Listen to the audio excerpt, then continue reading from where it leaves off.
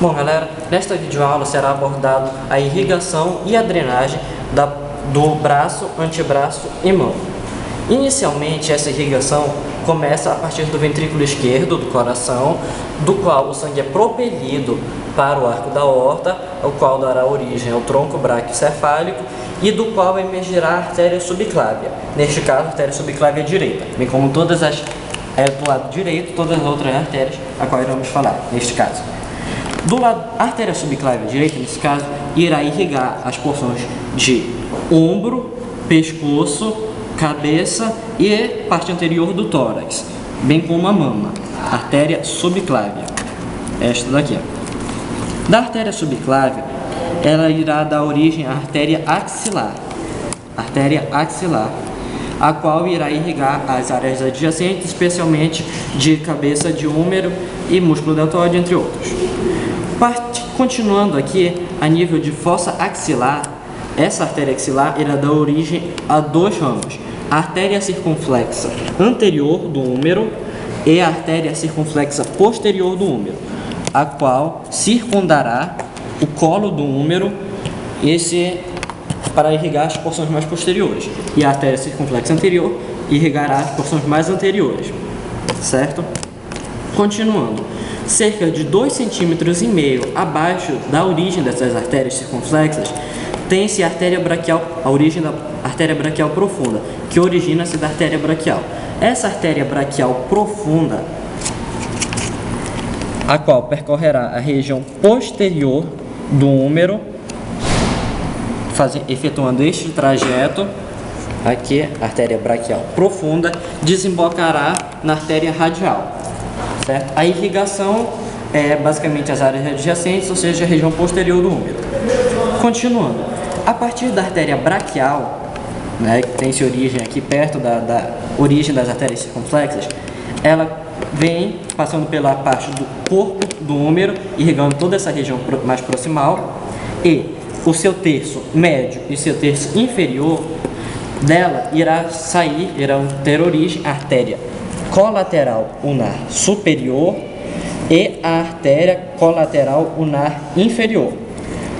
Essas duas artérias sofrerão uma transformação, basicamente seu nome, alguma morfologia, a nível de fossa cubital. A partir da fossa cubital, que seria essa região aqui, mais anterior ao cotovelo, elas se darão origem à artéria recorrente ulnar anterior e à artéria recorrente ulnar posterior. Resumindo, da artéria colateral ulnar superior, ela se transformará em artéria recorrente ulnar posterior.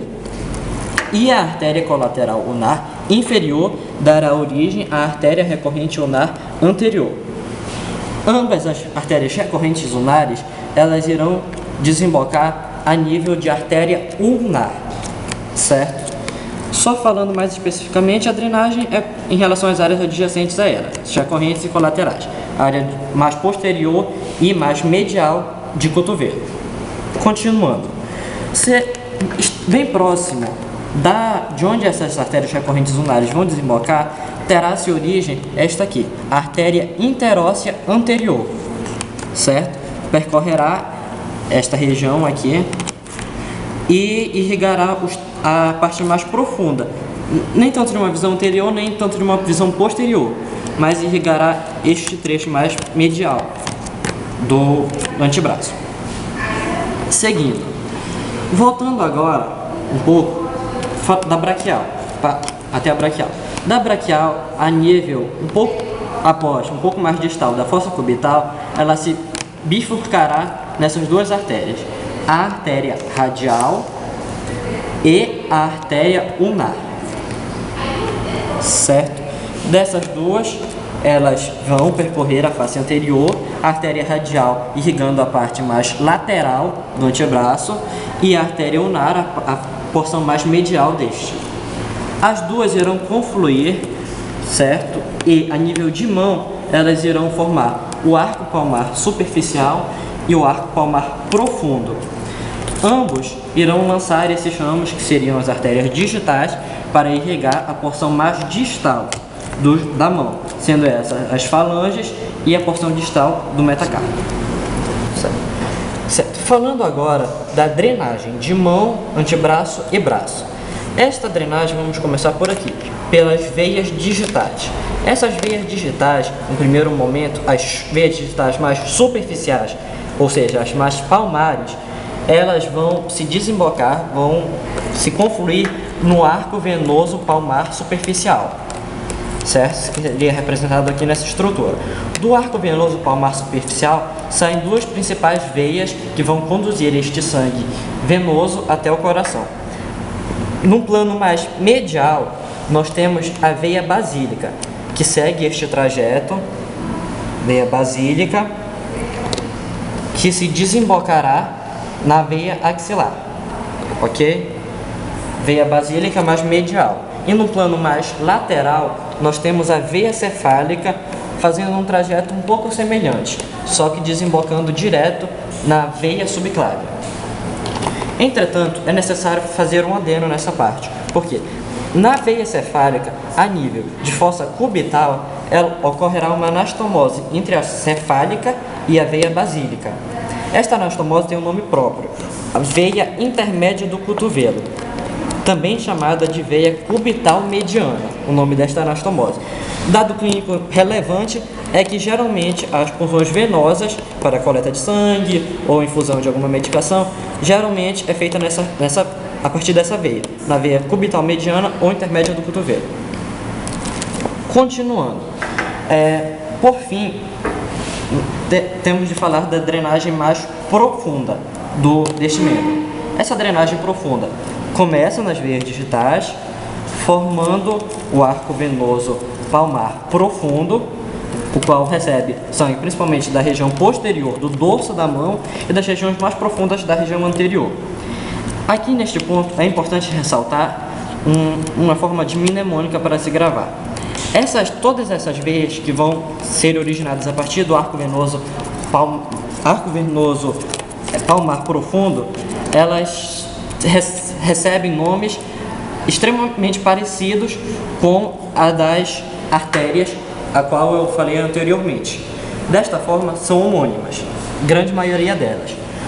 Por exemplo, numa porção mais medial, temos a veia ulnar. E numa porção mais lateral, nós temos a veia radial. Ambas irão confluir, como nas artérias, para formar a veia braquial, certo? Como nas artérias também, existe uma interóssea anterior. Neste caso, é veia interóssea anterior, certo? Veia interóssea anterior, bem mais medial em relação ao antebraço. Ou seja, a veia radial, veia ulnar e veia interóssea anterior confluem para se formar a veia braquial, a qual percorrerá todo esse trajeto e se unirá com a veia basílica para formar a veia axial. Veia axial esta que depois se confluirá com a veia cefálica para formar a veia subclávia. Da veia subclávia passará para a veia braquicefálica. Como existem de dois lados, ambas confluirão para formar a veia cava superior, a qual desembocará no átrio direito, sendo que a drenagem de todas essas partes é basicamente homônima à das artérias, a irrigação das artérias, sendo que as porções mais superficiais, obviamente, drenarão partes mais superficiais do antebraço e as veias mais profundas, que são homônimas às artérias, drenarão porções mais profundas. Apenas uma última coisa para terminar, é como saber que as veias profundas são elas que são homônimas às artérias. Simples. Como sabe-se que geralmente as artérias são mais profundas do que as veias, ou seja, as artérias que são profundas recebem os mesmos nomes das veias profundas, ou seja, as correlacionadas recebem o mesmo nome, já as mais superficiais são nomes distintos, a qual eu já explanei.